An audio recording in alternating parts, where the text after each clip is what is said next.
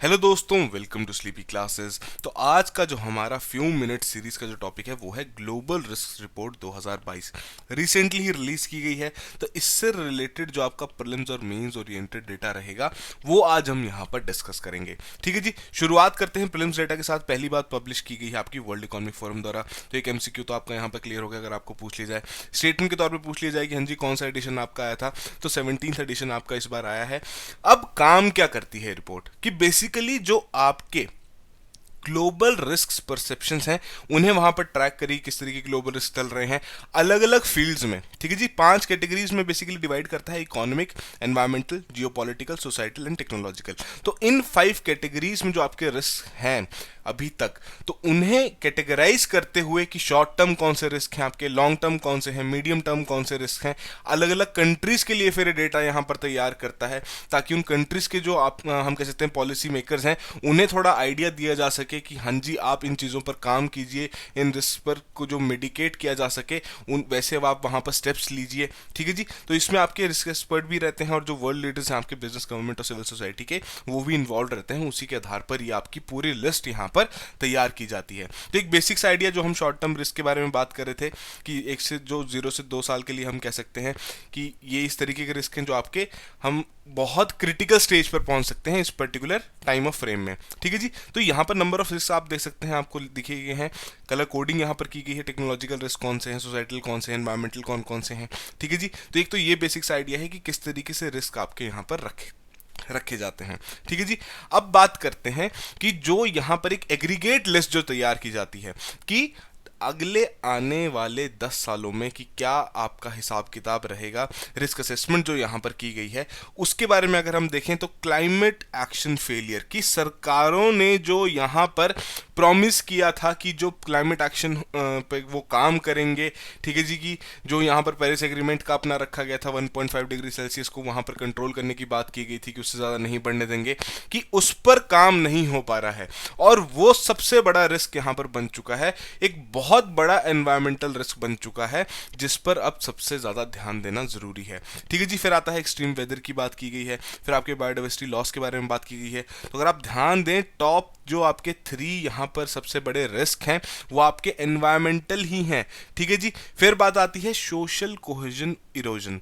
अब ये जो टर्म है क्या मतलब है इस चीज का, ये आपके मेंस आंसर राइटिंग से भी इंपॉर्टेंट है, एथिक्स के पॉइंट ऑफ व्यू से भी इंपॉर्टेंट है कि जिस तरीके से अगर आप देखें जो आपकी वेस्टर्न कंट्रीज में इस दौरान चल रहा है कि जो रेसिज्म का बहुत ज़्यादा वहाँ पर प्रचार चल रहा है जिसके अगेंस्ट काफ़ी हद तक प्रोटेस्ट भी किए जा रहे हैं, तो एक वो भी बहुत बड़ा रिस्क उभर के यहाँ पर सामने आया है कि इसकी वजह से भी आपकी जो दुनिया है उसमें उथल पुथल बच सकती है, कि वहाँ पर ये भी एक बहुत बड़ा रिस्क यहाँ पर पोजेस करता है। ठीक है जी, उसके बाद आपके लाइवलीहुड क्राइसिस कि जिस तरीके से अब जो आपका टाइम चेंज हो रहा है कोविड-19 की वजह से काफ़ी लोगों की वहाँ पर लाइवलीहुड खत्म हो गई। ठीक है जी, जो आमदनी वो कमाते थे, डेली वेज वर्कर्स थे, जो कोई इनका फिक्स्ड एक सोर्स ऑफ इनकम था, उस पर बहुत बड़ा असर पड़ा है। तो ये सभी चीज़ें अब आपकी सामने उभर के आई हैं, जो कि अगर हम देखें 2022 की रिपोर्ट में तो ये आपके टॉप 5 रिस्क रखे गए हैं।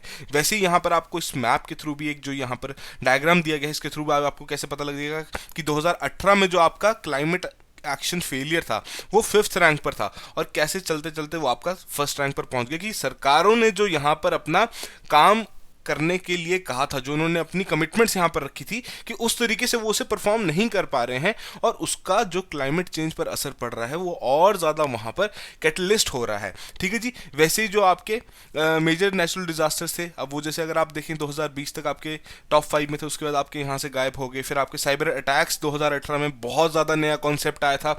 ठीक है जी, फिर आपके जो डेटा फ्रॉड और थेफ्ट सॉरी माफी चाहूंगा, डेटा फ्रॉड और थेफ्ट का कॉन्सेप्ट काफ़ी ज़्यादा नया आया था, फिर उसके बाद सरकारों ने इसके ऊपर काफ़ी ज़्यादा काम किया, तो अब आपका ये टॉप 5 रिस्क में नहीं रहा है। तो इस तरीके के डेटा को यूज़ करते हुए आप अपने मेंस आंसर राइटिंग में अपने आर्ग्यूमेंट्स वहां पर रख सकते हैं। ठीक है जी, तो ये आपके लिए इंपॉर्टेंट रहता है। अब फिर बात करते हैं जो नेशन वाइज यहाँ पर रिस्क असेसमेंट की गई है कि टॉप 5 रिस्क जो कि इंडिया के लिए यहाँ पर बताए गए हैं, जो कि एक बहुत ही क्रिटिकल थ्रेट पोज करता है इंडिया को इन द नेक्स्ट 2 ईयर्स। कि पहली बात जो इंटर स्टेट रिलेशंस में जो दरारें आ रही हैं, ठीक है जी, कि बहुत सारे स्टेट्स हैं जिनके आपस में इश्यूज चल रहे हैं। ठीक है जी, जिन पर स्टेट्स भी काम करने की कोशिश कर रही हैं, उनके ऊपर ट्रिब्यूनल्स भी वहां पर स्थापित किए गए हैं, बट स्टिल एज सच कोई वहां पर कॉन्क्रीट इंप्रूवमेंट नहीं हो पाई है। तो इस पर सबसे ज़्यादा इंपॉर्टेंट है, हमारी भारत को काम करने की ज़रूरत है कि इंटरस्टेट रिलेशंस इंप्रूव किए जा सकें, आपस में मिल बांट के रहें, ताकि दोनों ही जितने भी स्टेट्स किसी भी कॉन्फ्लिक्ट में इन्वॉल्व रहें, सभी का ही इसमें फ़ायदा हो। ठीक है जी। फिर डेट क्राइसिस के बारे में बात करें कि लार्ज इकोनॉमीज में जो बढ़ता जा रहा है वो आपका काफ़ी बड़ा है कि हम कह सकते हैं कि एक थ्रेट है जो कि यहाँ पर बताया गया है अगले 2 सालों के लिए इंडिया के लिए। फिर जो आपकी यूथ डिसइल्यूजनमेंट है कि जो यूथ है, अब ये माना जा रहा है कि अगर यहाँ पर ढंग से काम नहीं किया गया, इस रिस्क को नहीं असेस किया गया, तो यूथ बहुत इजीली बहक सकता है कि ठीक है वहाँ पर अनएम्प्लॉयमेंट की सिचुएशन तो है ही। ठीक है जी। उसकी वजह से यूथ को लगता है कि क्यों ना कोई 2 नंबर का काम करना शुरू कर दिया जाए, तो ये एक बहुत बड़ा यहाँ पर इंपॉर्टेंट बात रखी गई है। उसके अलावा फेलियर ऑफ टेक्नोलॉजी गवर्नेंस, कि उस तरीके से कोविड-19 आया, ठीक है जी, सब चीज़ें ऑनलाइन शुरू कर दी गई, बट सरकार ही हमारी तैयार नहीं थी कि ऑनलाइन चीज़ें वहाँ पर शुरू की जा सकें।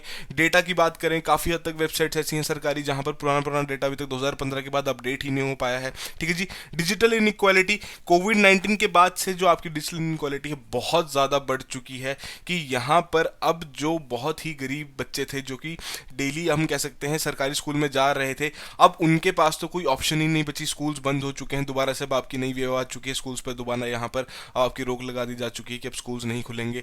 अब दोबारा से उन्हें वहाँ पर डिफिकल्टी फेस करनी पड़ेगी, उस तरीके की जो एजुकेशन उन्हें मिलनी चाहिए वो यहाँ पर नहीं मिलेगी। तो इसमें डिजिटल इनइक्वालिटी का बहुत बड़ा रोल है कि यहाँ पर जिसके पास स्मार्टफोन है, जिसके पास आपके इस तरीके के कंप्यूटर डिवाइसेस का एक्सेस है, वो तो वहाँ पर पढ़ पा रहे हैं, बट जिनके पास इन चीज़ों का एक्सेस नहीं है वो यहाँ पर नहीं पढ़ पा रहे।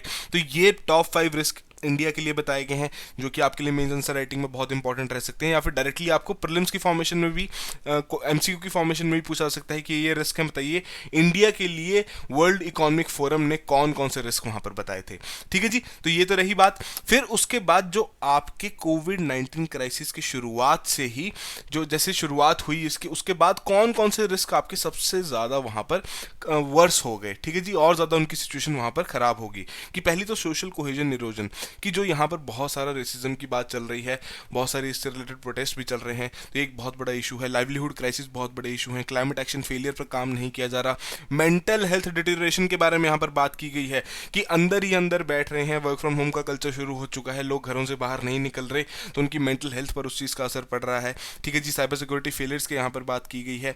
तो ये सभी चीज़ें आपकी कोविड-19 की शुरुआत की बात से जो ये रिस्क हैं ये और ज़्यादा यहाँ पर खराब हो चुके हैं। फिर वहीं बात करें शॉर्ट टर्म रिस्क के बारे में, तो हम ऑलरेडी वहां पर देख चुके हैं। फिर आपके मीडियम टर्म रिस्क यहाँ पर क्लाइमेट एक्शन फेलियर आपका सबसे इंपॉर्टेंट यहाँ पर टॉप पे लीड कर रहा है। फिर एक्सट्रीम वेदर आ गया, फिर आपका सोशल कोहेजन इरोजन आ गया, फिर आपका लाइवलीहुड क्राइसिस, डेट क्राइसिस, तो ये आपको मीडियम टर्म रिस्क हैं। फिर लॉन्ग टर्म रिस्क के बारे में बात करें तो सारे के सारे ही आपके एनवायरमेंटल रिस्क हैं जो कि यहाँ पर लिखे गए हैं। ठीक है जी।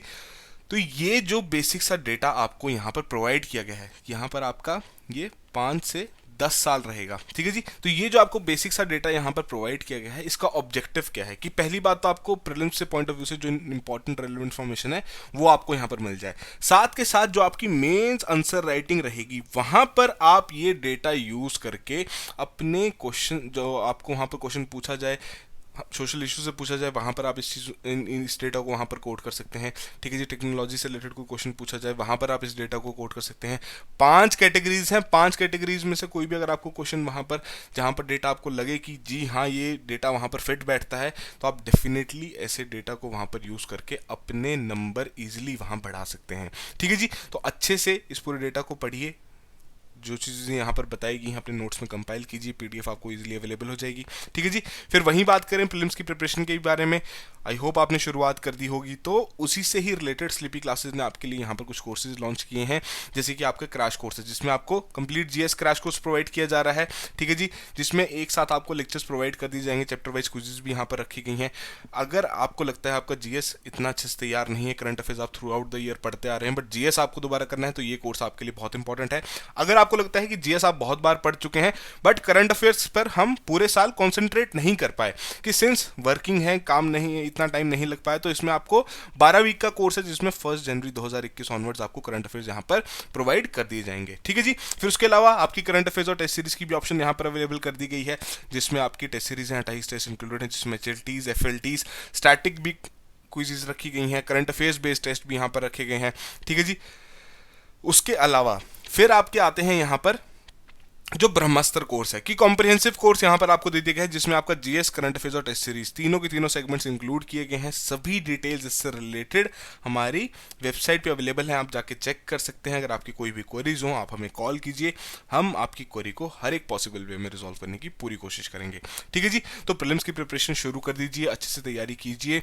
और जो ये समय चल रहा है कोविड-19 का, जो हम कह सकते हैं ओमिक्रॉन की थर्ड वेव चल रही है, अपने आप को सेफ रखिए, अपने परिवार वालों को सेफ रखिए, खुशी का माहौल रखिए, ताकि जो मेंटल हेल्थ वाली हमने बात की जो कि एक बहुत बड़ा रिस्क बन रहा है, उस इशू को हम अपने पर्सनल लेवल पर भी मिटिगेट कर सकें, ठीक है जी। So that will be all the very best, have a good day.